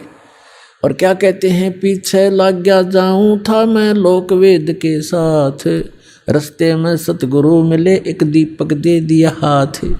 कबीर साहब कहते हैं पीछे लग गया जाऊं था मैं लोकवेद के साथ। लोकवेद माने अक्षेत्र, उस लोक में, उस स्थान में, उस देश में चल रही परंपरागत साधनाएं जो सत्य ना हो, सदग्रंथों से मेल ना खाती हों, उसको लोकवेद कहते हैं। ये दास पहले श्री कृष्ण श्री विष्णु जी का पक्का पुजारी था, इष्ट रूप में मानता था, समर्पित था। साथ में हनुमान जी का पुजारी, शंकर भगवान का पुजारी, बाबा श्याम जी का पुजारी, जो परंपरागत पूजाएं थी। और मंगलवार का व्रत 25 वर्ष रखा इस दास ने। सालासर एक धाम है चूरू जिला में, स्थान है मंदिर हनुमान जी का, वहाँ जाया करते। वहाँ पर इसी बूंदी सी मूर्ति रखी है जो पत्थर से की शकल ना उसकी कुछ भी कोई ना, और वहाँ माथा टेक टेक रगड़ रगड़ का हमने पत्थर घिसा दिए। अब हमें तो भगवान चाहिए था, आज पता चला वो लोकवेद था। और परमात्मा के प्यारे हंस सतगुरु मिले स्वामी रामदेवानंद जी, उन्होंने दास का अंधेरा हटा दिया और साथ में तत्व ज्ञान रूपी टॉर्च दे दी कि बेटा इस चांदने में चलिए, रोशनी में भटकना मत मार्ग से। और जो घर में सुख हो रहे थे उन साधनाओं के करते करते दास ने civil engineering, diploma in civil engineering किया, सर्विस प्राप्त की इरिगेशन डिपार्टमेंट हरियाणा के अंदर जूनियर इंजीनियर की। विवाह हुआ, 2 बेटे 2 बेटी हुई, बड़ी खुशी मनाई और ये सोचा कि ये भगवान हनुमान और ये श्री कृष्ण और ये हमें सब कुछ दे रहे हैं। अब इस तत्व ज्ञान की रोशनी से पता चला कि हमें तो अपना केवल प्रारब्ध मिल रहा था और जिन पूजाओं को हम कर रहे थे उनको करते करते हमारे साथी वहीं के वहीं पड़े हैं, उनका कुछ भी ना हुआ, उनको क्यों नहीं लाभ मिला। ये आज आंखें खुली, वो जो तत्व ज्ञान रूपी दीपक मिल गया। तो परमात्मा कहते हैं पीछे लग गया जाऊं था मैं लोकवेद के साथ, और रास्ते में सतगुरु मिल गए, दीपक दे दिया हाथ। कहते हैं तत्व ज्ञान रूपी दीपक की रोशनी में चलेंगे हम, सीधे गड्ढों में नहीं गिरेंगे, झाड़ों में झंखाड़ों में नहीं फंसेंगे, यानी अज्ञान ग्रहण नहीं करेंगे। हम तत्व ज्ञान के आधार से अपना जीवन भक्ति रूपी सफर तय करेंगे। तो अब आपको जगन्नाथ के मंदिर की स्थापना कैसे हुई। पुण्यात्मा, जैसा कि दास ने कथा सुनाई थी कि श्री रामचंद्र जी ने समुद्र पर पुल बनाना था और उस पुल वो बना नहीं पा रहे थे, इसलिए समुद्र में घुटनों पानी में खड़ा होकर के प्रार्थना की। 3 दिन जब नहीं माना, समुद्र तट से मस नहीं हुआ, तो उसने कहा भाई लक्ष्मण मुझे अब मेरा अग्नि बांध दे। और ये समुद्र इस अभिमानी रावण का संग पाकर ये अभिमानी हो गया, उसका पक्ष कर रहा है, ये रास्ता नहीं दे रहा मुझे। और उसने तीर दिखा के और उसको फूकना चाहा था अग्निबाण से। उसी समय विपर रूप धारण करके आया था और प्रार्थना करी थी कि ऐसा काम करो लाठी भी ना टूटे, सांप भी मर जा, कि आपकी सेना में नल और नील नाम के 2 सैनिक हैं, उनके हाथ में ये पावर है, उनके हाथ से पत्थर तर जाएंगे, आप ऐसा ना करो, मुझे ना फूको। फिर नल नील के हाथ में शक्ति तो थी, लेकिन उस दिन उनमें भी अभिमान छा गया था। वह परमात्मा मुनिंदर जी की द्वारा दी हुई थी, कबीर साहब की दी हुई थी शक्ति, वह क्षीण होगी। फिर उनके दुख का निवारण करने के लिए स्वयं परमात्मा आए थे, मुनिंदर रूप में प्रकट थे, ऋषि मुनिंदर रूप में। तब वहाँ के पहाड़ को हल्का कर दिया था परमात्मा ने, एक रेखा खींच दी थी चारों तरफ, तब वो पुल बना था। अब क्या हुआ कि श्री कृष्ण जी चले गए, श्री कृष्ण के का तो नाश हो गया था, कुल नाश हो गया था श्री कृष्ण जी का, दुर्वासा जी के श्राप से। आपस में लड़ मरे थे, पूरा यादव नर यादव कति खत्म हो गए थे। जो गर्भवती बहनें थी वो बची थी, वो संतान बच गई थी, वो तो गर्भ में थी। और श्री कृष्ण भी मारे गए थे तीर के माध्यम से, एक पारधी ने विषाक्त तीर मार दिया उनके पैर में। और वो कौन था? वो त्रेता युग में जब श्री रामचंद्र जी थे उस समय वो बाली था, सुग्रीव का भाई बाली था, जिसको श्री राम रूप में श्री विष्णु जी ने धोखे से मारा था वृक्ष की ओट लेकर। तब उससे ने कहा था कि मरते समय कि आप तो विधि विधान को जानने वाले हो, आपने मुझे धोखे से मारा है, आपने बदला देना पड़ेगा। तो उन्होंने कहा था मैं द्वापर युग में आपका बदला दूंगा। तो वही बाली तो बना था पारधी शिकारी, और श्री कृष्ण श्री राम वाली आत्मा थी ही श्री विष्णु जी। तो उसके पैर में विषाक्त तीर मार के ऐसे ही धोखे से उनकी मृत्यु की थी। उसके बाद वो नगरी ज्यों की त्यों सुनसान पड़ी थी, और वहाँ यादव की जितनी पत्नियां थी उनको लेकर के अर्जुन इंद्रप्रस्थ में आ गया था। रास्ते में कुछ भीड़ों ने लूट ली थी, कुछ उनके गहने लूट लिए थे। वो बहुत लंबी कहानी है, ये प्रसंग दूसरा है। और एक दिन उड़ीसा में एक इंद्र दमन नाम का राजा था। वो भगवान श्री कृष्ण का पुजारी था, परम भक्त था। स्वप्न के अंदर श्री कृष्ण जी ने दर्शन दिए और कहा कि इंद्र दमन एक मंदिर बना दे और जगन्नाथ नाम रख देना उसका। और एक ध्यान रखना, उसमें कोई मूर्ति ना हो, उसमें कोई पाखंड पूजा नहीं होनी चाहिए। और उसके अंदर एक विपर छोड़ देना, ब्राह्मण विद्वान, और उसके अंदर श्रीमद् भगवद गीता का पाठ करे, सदग्रंथों का ही आधार बनाकर वो ज्ञान देता रहे। कोई पाखंड पूजा मत करना, उसमें कोई मूर्ति स्थापना मत करना। और उन्होंने खुद जाकर स्वप्न में इंद्र दमन को ले जा करके वो स्थान दिखाया जो समुद्र के किनारे पहाड़ पे था, थोड़ा सा पहाड़ी है, कि यहां बनाना। अब ऐसा कहकर श्री कृष्ण जी चले गए। इंद्र दमन सुबह उठा, उसकी खुशी का ठिकाना नहीं। अपनी पत्नी से कहा कि मुझे आज स्वप्न में परमात्मा दिखाई दिए थे। सारी कहानी बताई और कहा भगवान ने कहा कि एक मंदिर बना दे, और वो स्थान भी दिखाया मेरे को कि यहां बना दे, जगन्नाथ नाम रख देना। उसमें मूर्ति नहीं होनी चाहिए, पाखंड पूजा नहीं होनी चाहिए, कोई विपर छोड़ देना, वो कथा सुनाया करेगा। अब उसकी पत्नी बड़ी धार्मिक थी, वह बड़ी खुशी हुई, क्यों हो हमारे तो भाग जाग गए। अब फिर भगवान ने कह दिया तेरे पास सारा संपन्न है, सारा धन है, बहुत पैसा है, और कर दे शुरू। तो इंद्र दमन ने बहुत से कारीगर बुलाए, उनसे नक्शा तैयार करवाया और जाके कहा कि यहाँ भगवान पहुंचे, वहां पर घूमते फिरते, और बताया कि यहाँ बताया था ये स्थान, मंदिर बना दे। अब कारीगरों ने तो दर्दी नीम ज्यों की तो, और मंदिर बना के तैयार कर दिया। अब जो ही मंदिर बन चुका, अगले दिन पूजा करनी थी। उसी दिन समुद्री तूफान उठा, बहुत भयंकर, जैसे साइक्लोन कहते हैं। ये कई बार आता उड़ीसा के अंदर, तो बहुत तबाही मचा देता है, ढा देता है तमंजिले मंदिरों उनको, मंजिलों को, मकानों को।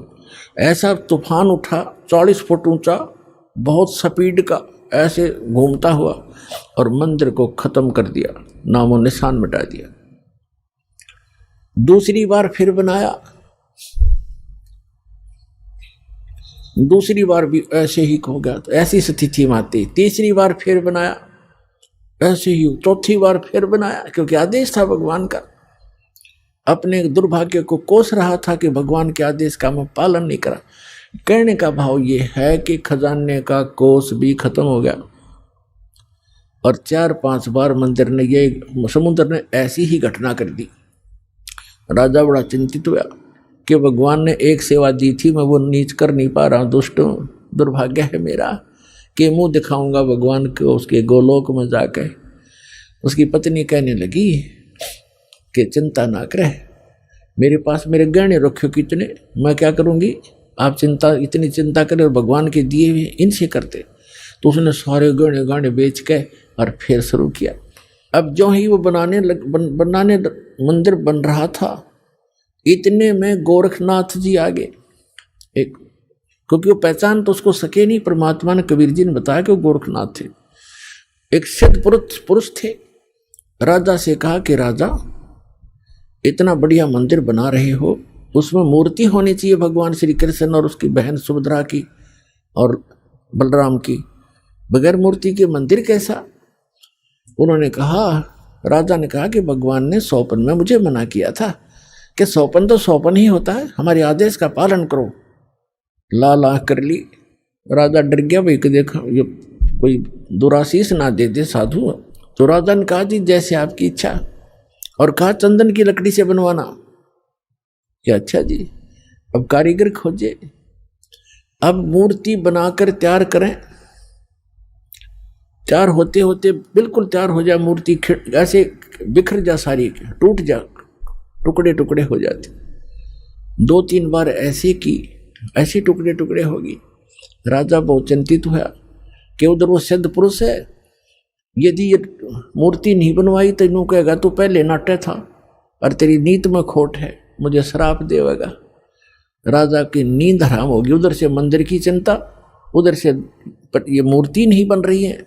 अब परमात्मा एक कारीगर का रूप बना के, वृद्ध कारीगर जैसा नरसी के पास आए थे, और वहाँ एक वृद्ध कारीगर कति वृद्ध 86 वर्ष की आयु दिखा रहे हों जैसे लीला करें, और कहा राजन मैं बड़ा अनुभवी कारीगर हूँ और मैंने बहुत से ऐसी लकड़ी तंदन का बहुत बड़ा मास्टर हूँ, और मैंने सुना है कि यह मूर्तियाँ बन नहीं पा रही, मैं मूर्ति बना दूंगा। राजा ने बड़ी खुशी हुई कि अनुभवी व्यक्ति दिखे है और मेरी शायद बात बनेगी। कहा जी ठीक है बनाओ, अभी मंगा देता हूँ तंदन की लकड़ियाँ। कहने लगा मुझे एक कमरे में बंद कर दो, इन जब तक मैं ये मूर्ति ना बन जावे मैं बाहर नहीं निकलूँगा। वैसे नहीं बनेंगी ये मूर्तियाँ, और अब बनने के बाद मैं अपने आप आ जाऊँगा, चिंता मत करना। और तुम बीच में मुझे डिस्टर्ब ना करना, डिस्टर्ब करोगे तो मूर्ति जो कि तो जितनी बन चुकी होंगी उतनी रह जाएंगी। राजा बोला जी ठीक है जैसे आपको। उसका भोजन पानी अंदर रखवा दिया सारा। अब वो नाथ जी आ गया कमरे में, भगवान ने बैठे 4-5 दिन हो गए, 3-4 दिन हो गए थे। उसने राजा से पूछा कि क्या मूर्ति बनाई? राजा ने कहा जी हम बहुत ट्राई कर रहे हैं, देखो बहुत सी मूर्ति बनाई। ये कारीगर बैठे थे वो भी बुला रखे थे, बुला लिए, ये बना रहे थे, ये टूट जाती हैं। देखो भगवान कितनी, एक नाथ जी कितनी लकड़ी खराब होगी है, तो अब क्या, अब कैसे चलेगी? बनवानी हो अवश्य बनवानी है। जी बनवा रहा हूँ, एक कारीगर है बहुत अनुभवी और वो बना रहा है मूर्ति। तो नाथ जी ने कहा मुझे दिखाओ पहले, बनने के बाद उसमें कोई डिफेक्ट होगा, अभी तो जल्दी मंदिर तैयार होने वाला है, फिर रखनी पड़ेगी, कोई डिफेक्ट होगा तो मैं ठीक करवाऊंगा, ऐसी ऐसी वैसी मूर्ति थोड़े रखने दूंगा। तो उन्होंने बताया जी, कारीगर ने कहा कि जब तक मैं मूर्ति नहीं बनेगी मैं बाहर नहीं आऊंगा, और बीच में तुमने मुझे छेड़ दिया तो मूर्ति वहीं की वहीं रह जाएंगी। नाथ जी कहने लगे ऐसी कोई बात है, खुलवाओ इस दरवाजे को। अब खटाखट खटखट करें, कारीगर दरवाजा खोलो, कारीगर दरवाजा खोलो, नहीं खोला। तो उन्होंने सोचा, नाथ जी ने कहा कि हो सकता है बूढ़ा आदमी मर गया हो, तुम अच्छे व्यक्ति हो, दरवाजा तोड़ दो। दरवाजा तोड़ दिया, वहाँ कारीगर था ही नहीं। वह मूर्ति जितनी बन गई थी उनके हाथ हाथ बनाने रह रहे थे, वह न्यो के न्यो रह गए। तिनवा के वह टूंड और पैर के पंजे, वह तिनवा न्यो हाथ टूंड न्यो के न्यो, कारीगर था नहीं। अब राजा कहने लगा जी और बताओ अब क्या करूं? तो अन्य कारीगरों ने बताया जब इसके ऐसे भी लगा दी ना सारी टूट जाएंगे। नाथ जी तक इसे क्या रख दो, नो की नो मूर्ति अवश्य रख दो। अब वो मूर्ति नो की नो तो रखी उठा के। अब क्या हुआ कि वो मंदिर बनकर तैयार हो गया, और उधर से हम उसने मंदिर बनाने से हाथ खड़े कर लिए, सरेंडर कर दिया था राजा ने। तब उसकी रानी ने कहा कि ऐसे करो मेरे गहने ले लो, इससे बनवा लो। कहने लगा गहने लेकर भी बनवा दूंगा, पर ये समुंदर पता नहीं कौन से जन्म का दुश्मन है मेरा, ये उबड़ते ही आले है ऊपर। तो स्वप्न में भगवान दिखाई दिए, श्री कृष्ण जी ने, श्री कृष्ण जी दिखाई दिए। उससे पहले परमात्मा आए स्वयं एक वृद्ध रूप बनाकर, वृद्ध अवस्था में बड़े ऋषि उम्र के साधु संत का रूप बनाकर, हाथ में माला और छड़ी ले रहे हाथ में, और आके कहने लगे राजन क्यों चिंतित हो आप? राजा ने बताया कि महाराज जी ऐसे ऐसे मंदिर भगवान दिखे थे स्वप्न में श्री कृष्ण जी, उन्होंने मुझे आदेश दिया था कि मंदिर बना दे इस स्थान पर, समुद्र के पास बनाना जहाँ गहरा समुद्र हो। और मैंने उनके आज्ञा अनुसार मंदिर बनवा लिया। और समुद्र पता नहीं के दुश्मनी बरत रहा है मेरे साथ, तभी तोड़ देता है। 3, 4, 5, 6 बार बना लिया मैंने, मेरा तक कोष भी खत्म हो गया। अब कैसे बनाऊं महात्मा? परमात्मा ने कहा कि मैं इस समुद्र को रोकूंगा, अब ये नहीं आएगा, तू मंदिर बनवा। उसकी पत्नी ने फिर सहारा दिया कि मैं गहने दे दूंगी, अब बना लो। लेकिन इंद्र दमन राजा की हिम्मत नहीं पड़ी थी, उसका दिल टूट चुका था। 1-2 में घटना हो जाए आदमी उसी में दिक्कत में बहुत चिंतित हो जाता है। तो सपने में श्री कृष्ण दिखाई दिए। यह खेल सारे मालिक के ही थे, आप बना कृष्ण रूप बनाया और कहा कि इंद्र दमन, जो महात्मा तुझे कल मिला था वृद्ध, इसकी शक्ति का कोई वार पार नहीं है। आप इसको खोज कर इसके चरणों में प्रार्थना करना और ये समुद्र रोक देगा। आप इसकी बात पर विश्वास करना। अब इंद्र दमन सूता उठते अपनी पत्नी से, सुबह उठते कहा अपनी पत्नी से कि ऐसे ऐसे श्री कृष्ण जी दिखाई दिए थे और एक महात्मा कल दरबार में आया था और वो बता के गया था कि मैं वहाँ रहता हूँ। लेकर सैनिकों को, बॉडी गार्डों को, अपनी पत्नी को साथ लेकर देखा, वो तो बैठे, वो तो इंतजार कर रहे थे, माला ले रहे हाथ में, एक लीला कर रहे थे। चरणों में मत्था टेक्या और कहा भगवान आप समुद्र रोक दो, मैं बना दूंगा मंदिर। परमात्मा ने कहा कि एक चबूतरा बना दे, चौरा कहते हैं हम यहाँ, चबूतरा कहते हैं। ये समुद्र जिधर से समुद्र उठकर आता है उस किनारे पर, समुद्र के किनारे पर एक चौरा बना दे, चबूतरा, वहाँ बैठ कर मैं भजन करूँगा भगवान का। वो तो लीला कर रहे थे भगवान का तो मंदिर टूटने लग रहा, भगवान ना बचा पा रहा जिसको हम भगवान मानते थे। तो परमात्मा बोले ठीक है, चबूतरा तराश का पत्थर बड़ा बढ़िया वो बना दिया, चबूतरा, चौरा बोलते हैं उसको।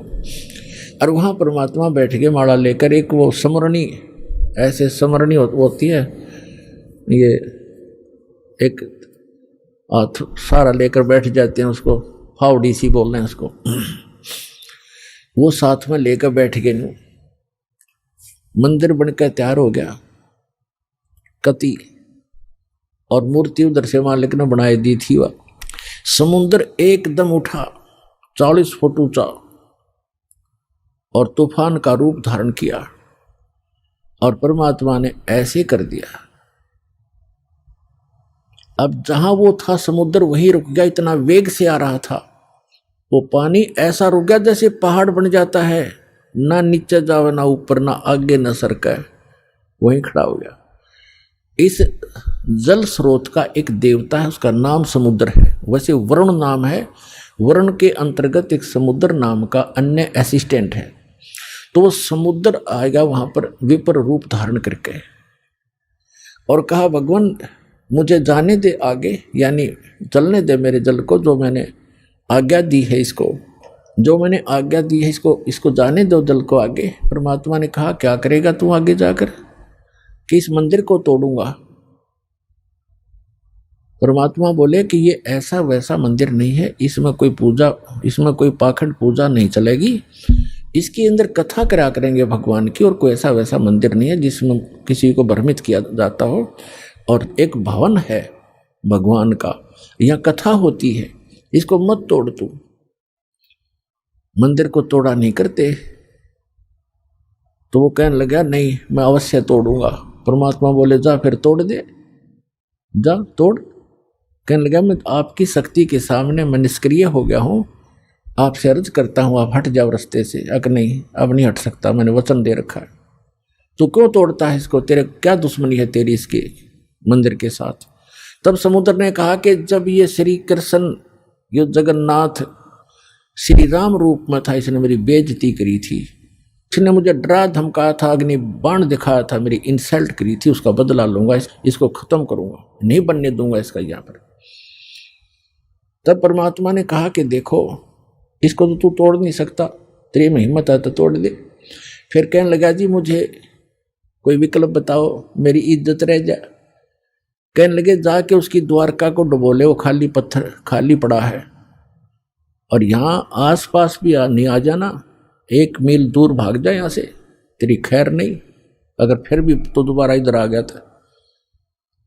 आज प्रमाण है जगन्नाथ के मंदिर को दास देख कर आया था, सिर्फ कुछ भक्तों को साथ लेकर ये देखने के लिए कि वास्तविकता है क्या। वहाँ पर कबीर पंथियों द्वारा सुरक्षित वो चौरा स्थान, वो चबूतरा भी है, वहाँ एक अच्छा मकान सा बना रखा है, उसके ऊपर एक मंदिर सा बना रखा है यादगार बनाए रखने के लिए। और उन्होंने भी यही कथा सुनाई कि यहाँ बैठकर भगवान श्री कबीर परमेश्वर जी ने समुद्र रोका था। मंदिर वहाँ से लगभग 1.5 किलोमीटर दूर है, इतनी दूर समुद्र हो गया वहाँ से। तो उधर से द्वारका को समुद्र ने अपने अंदर समा लिया, उसका खत्म कर दिया द्वारका भी। अपनात्माओं ये कथाएं हमने जो रियल ज्ञान था सुना नहीं था। और इन हमारे धर्म गुरुओं ने हमारे को लोक वेद दंत कथा सुना रखी थी, हम मूर्ख बना रखे थे, हम रंग दिए उस झूठे रंग में। अब सच्चे ज्ञान को सुनते सुनते हमारी जो है ना मन कई बार बगावत करता है, फड़कता है, लेकिन कहाँ तक फड़केगा, आखिर में टेकना पड़ेगा इस मन को, क्योंकि अज्ञान से ये उसमें रंगा था तो ज्ञान इसके अंदर समा जाएगा तो ये अपने आप सेट होगा। अब क्या होता है, देखो आपको हिंदुस्तान के अंदर हिंदुओं को खूब पता है कि आज से 500 1000 वर्ष पहले, 600 वर्ष पहले, 100 वर्ष पहले, 50 वर्ष पहले कितनी छुआछात थी, हमने देखी खुद। हरिजनों को, छोटी जाति वाले जो मानते थे, इनको मंदिर में तक घुसण भी नहीं दिया करते, बाहर खड़े खड़े ये अपना कोई मांग मूंग लेते, जो लेना देना होता बाहर ही दे दिया करते इनको, टुकड़े टाकड़े। इतनी छुआछात थी, मंदिर में प्रवेश नहीं करने देते थे, केवल पुजारी ही वहां जाते थे या कोई स्वर्ण जाति के ही मंदिर में प्रवेश होते थे। अब आप देखते हो शुरू से जब से जगन्नाथ का मंदिर बना है उसमें छुआछात नहीं है। क्यों? उसमें भगवान बदल गया या विधान बदल गया इन धर्म गुरुओं का, वहां क्यों नहीं छुआछात? कोई जवाब नहीं इनके पास। अब सच्चाई क्या है ये दास बताएगा।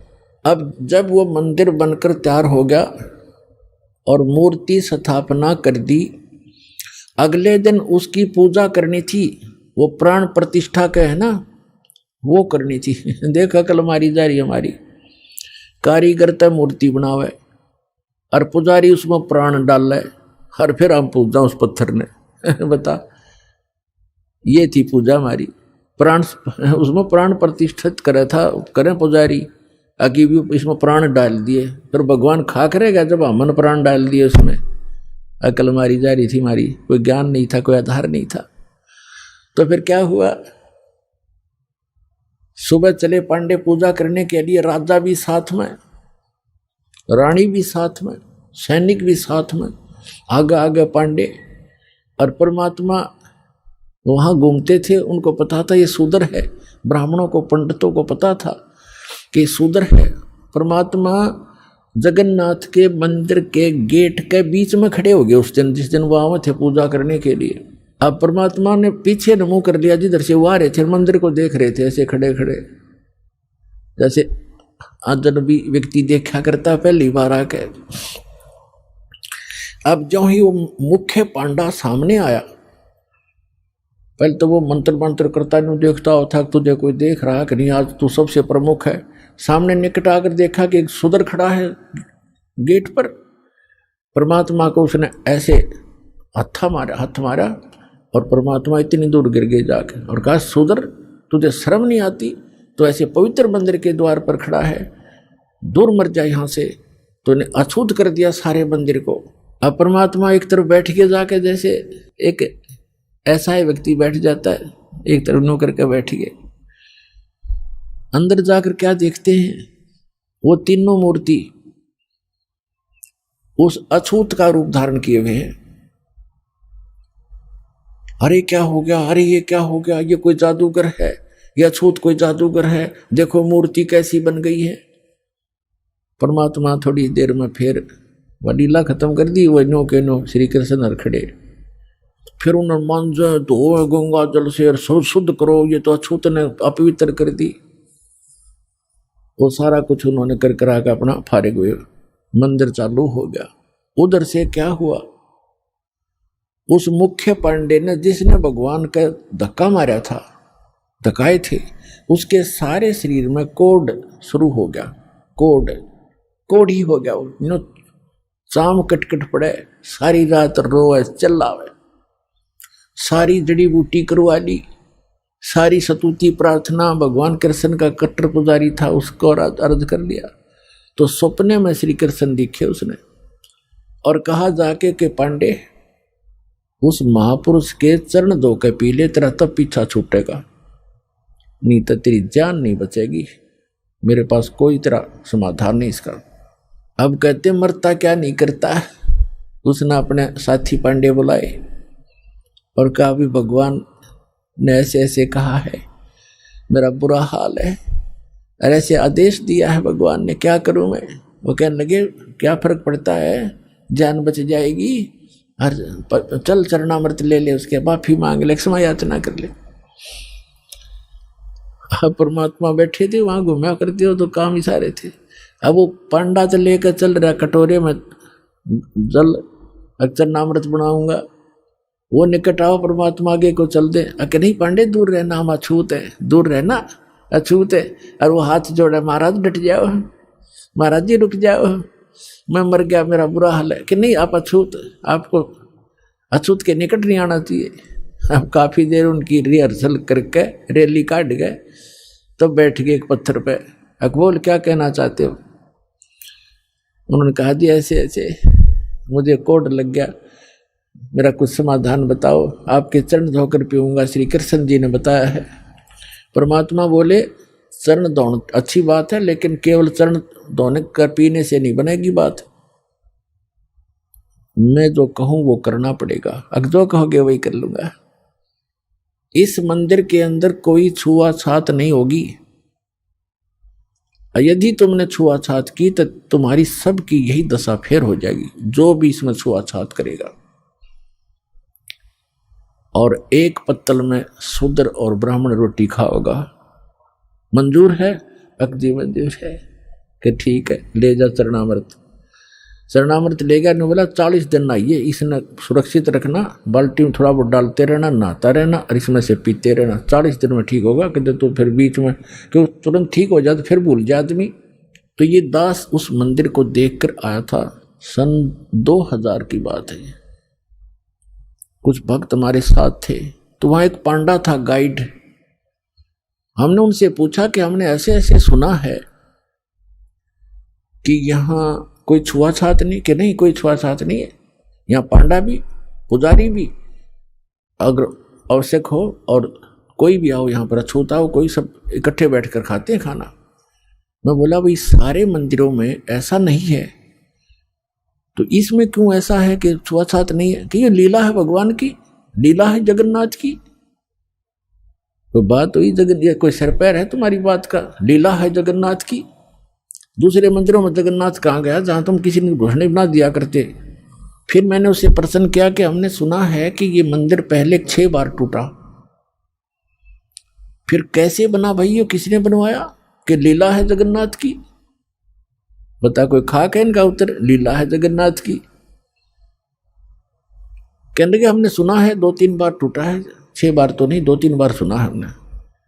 मैं फिर किसने बचाया इसको कि लीला है जगन्नाथ की? तेरा सर है जगन्नाथ की लीला। कक्का पता नहीं, दुनिया बंडा जी मूर्ख बना रखे वहां पर।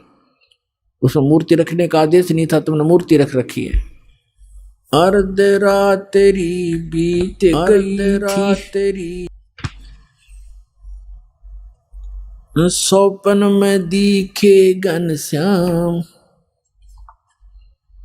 इंद्र दमन एक मंदिर बनवा दे, जगन्नाथ हो जिसका नाम। इंद्र दमन एक मंदिर बनवा दे, जगन्नाथ हो जिसका नाम।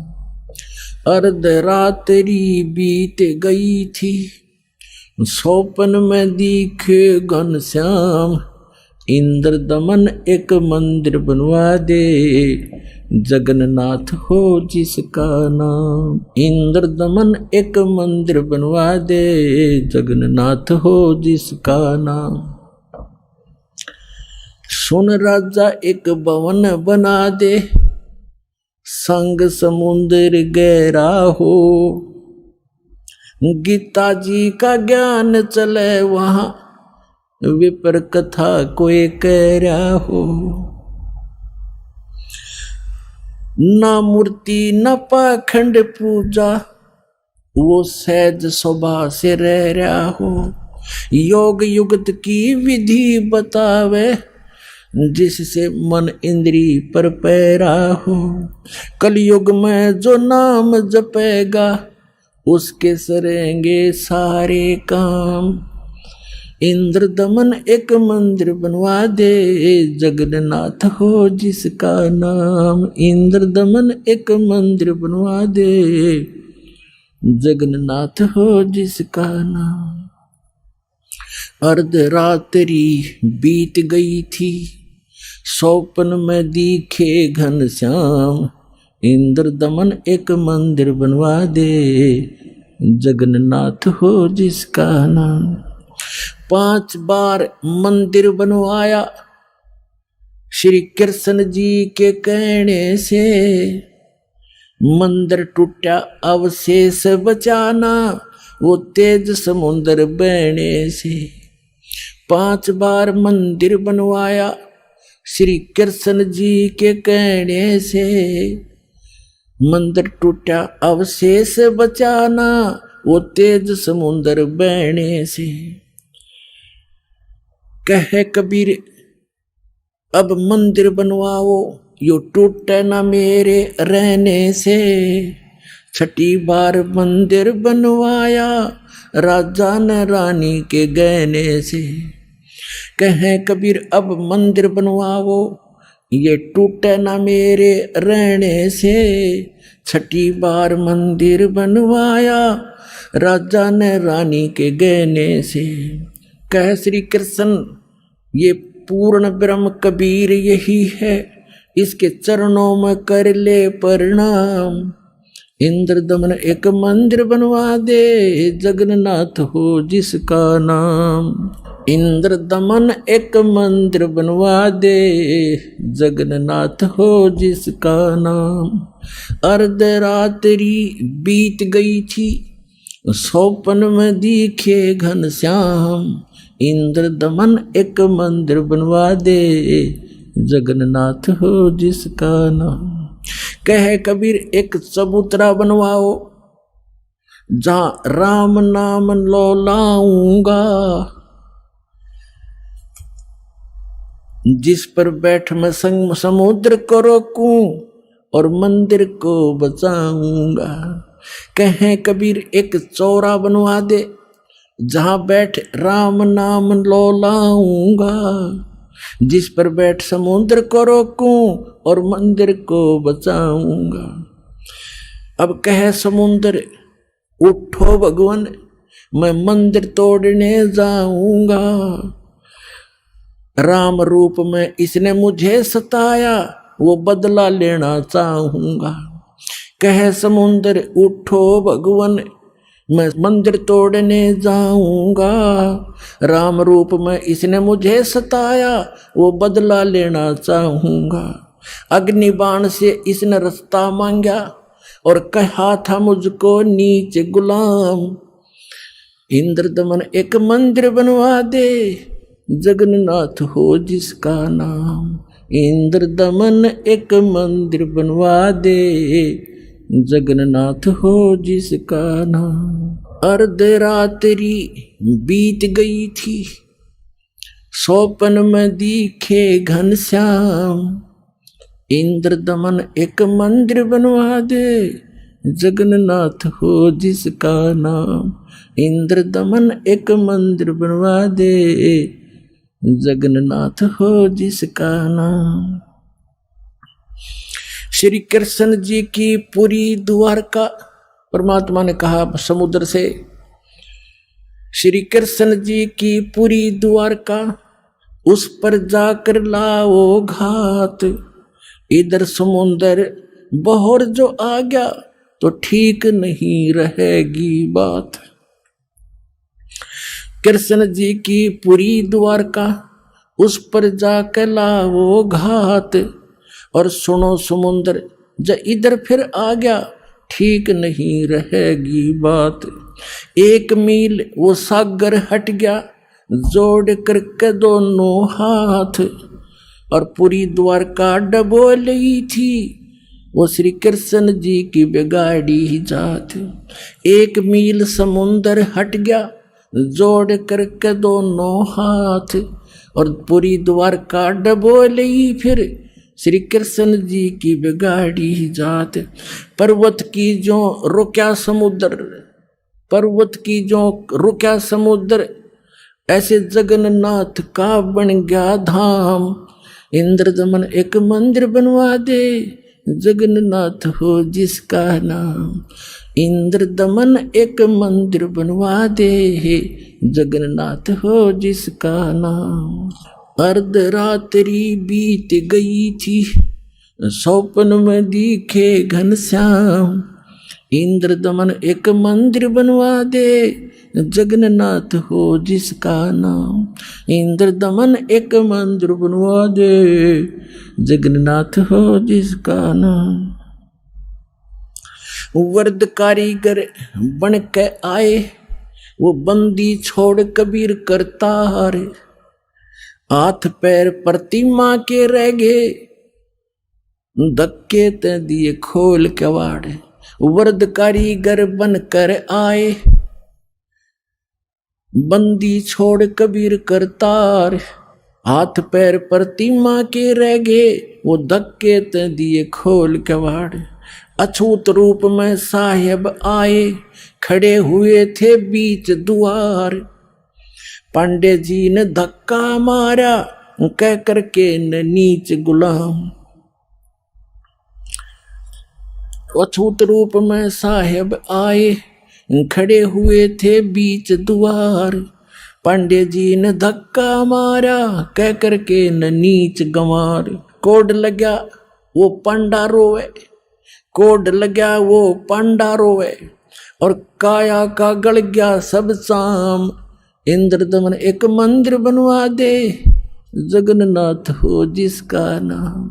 इंद्र दमन एक मंदिर बनवा दे, जगन्नाथ हो जिसका नाम। इंद्र दमन एक मंदिर बनवा दे, जगन्नाथ हो जिसका नाम। अर्धरात्रि बीत गई थी, स्वप्न में दिखे घनश्याम। इंद्र दमन एक मंदिर बनवा दे, जगन्नाथ हो जिसका नाम। इंद्र दमन एक मंदिर बनवा दे, जगन्नाथ हो जिसका नाम।